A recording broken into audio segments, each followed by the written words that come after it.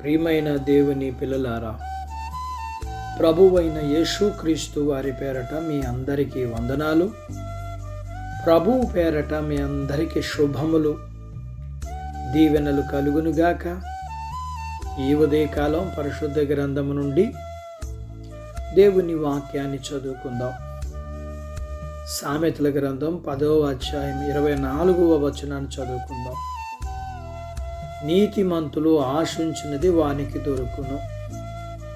దేవుడు తన మాటలు మన కొరకు దీవించునుగాక. ఆమేన్. ప్రియమైన దేవుని పిల్లలారా, ఎందుకంటే వారు ఆశించేది నీతియుక్తమైనది. వారికి దాన్ని అనుగ్రహించటం వలన ఏ సమస్య ఉండదని దేవునికి తెలుసు. దుర్నీతి పరులకు అలాంటి వాగ్దానం చేయటం వ్యర్థమే. వారు పొందే వాటి వలన వారికి ఏ మేలు కలగదు సరికదా. వారి వలన సమాజానికి కూడా ఏ ఉపకారం జరగదు. మనం దేవుని ఆజ్ఞలను పాటిస్తే ఆయన మన ఆశలను అంగీకరిస్తాడు. నీతిమంతులు కోరికలు చెడ్డవైతే అవి వారికి అనుగ్రహింపబడవు. అవి వారికి ఉండవలసిన నిజమైన కోరికలు కావు. వారి మనసు ఇటు అటు కొట్టుకొని పోవడం వల్ల పుట్టే ఆశలవి. వారు నడవలసిన నీతి మార్గాన్ని విడిచిపెట్టి భయంకరమైన తప్పిదాలలో చిక్కుకొనిన తర్వాత వారి ఆశలు మంచి ఆశలు ఎలా అవుతాయి? అలాంటి ఆశలు కోరికలు తిరస్కరించబడాల్సిందే. అయితే నీతిమంతులకున్న కృపాసహితమైన ఆశలు కోరికలు ప్రభువు ముందు పెట్టినప్పుడు ఆయన కాదనేవాడు కాదు. కొద్ది కాలంగా ప్రభువు మన విన్నపాలు మన ప్రార్థనలో ఆలకించటం లేదా? ఈరోజు వాగ్దానాన్ని బట్టి ప్రోత్సాహించబడండి. మళ్ళీ ఆయన సన్నిధిలో మన కోరికలను విన్నవించుకుందాం. మన కోరికలు తీర్చడానికి ఆయన అస్సలు ఇష్టపడడం లేదా? అయినప్పటికీ మనం ఆయనకు కృతజ్ఞతాస్తుతులు చెల్లిద్దాం. ఆయన చిత్తములో మన కోరికలు తిరస్కరించబడటమే అన్నిటికంటే శ్రేష్టమైన ఆయన ఎంచితే అలా జరగడమే మంచిదని ఎప్పుడూ ఆశిద్దాం.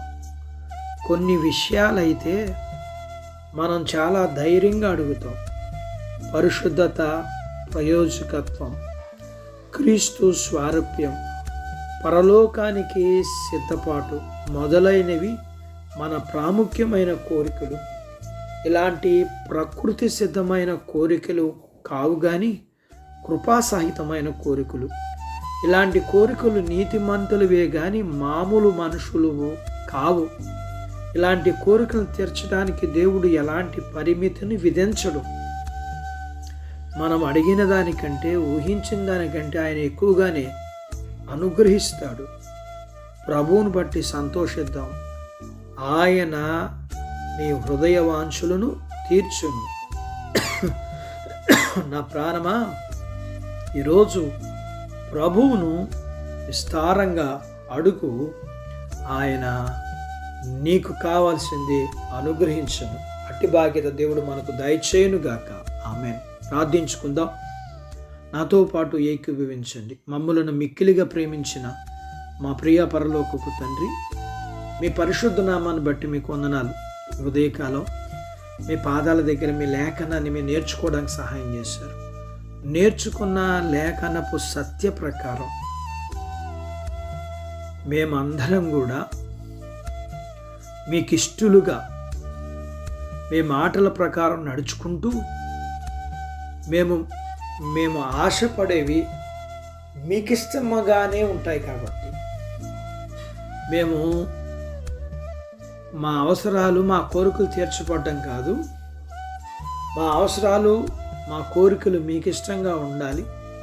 అవి మీకు ఇష్టంగా ఉండాలంటే మీకు ఇష్టమైన జీవితం మాలో ఉంటే మేము మీకు ఇష్టమైనవి మాత్రమే అడుగుతాం. అలాంటి బాధ్యత, అలాంటి ధన్యత, అలాంటి జీవితం మీ బిడ్డలందరికీ దయచేయండి. మీ బిడ్డలను దీవించండి. చిన్న బిడ్డలను, యవనస్తులను, వృద్ధులను, స్త్రీలను, పురుషులను దీవించండి. వారి చదువులు, ఆరోగ్యాలు, ఉద్యోగ ప్రయత్నాల్లో విజయాలు ఇవ్వండి. ఉద్యోగాలలో ప్రమోషన్స్ ఇవ్వండి. చేతి పనులు, వ్యాపారాలు, పొలాలు, పశువులను దీవించండి. వివాహాలు కాని వారికి అవ్వటానికి, గర్భఫలములు లేకున్న వారికి ఇమ్మని, కలిగిన వారికి సుఖమైన ప్రసూతి ఇమ్మని, ప్రసూతి అయిన వారికి ఆరోగ్యం ఇమ్మని, మీ పిల్లల అవసరాలు, సమస్యలు, బలహీనతలు, రుణాల నుంచి విడిపించి మీ పిల్లల్ని దీవించమని యేసు ప్రభు వారి పేరట స్తుతించి ప్రార్థించి అడిగినవన్నీ పొందుకొని ఉన్నాము తండ్రి. ఆమెన్. దేవుడు మిమ్మల్ని దీవించునుగాక. ఆమెన్.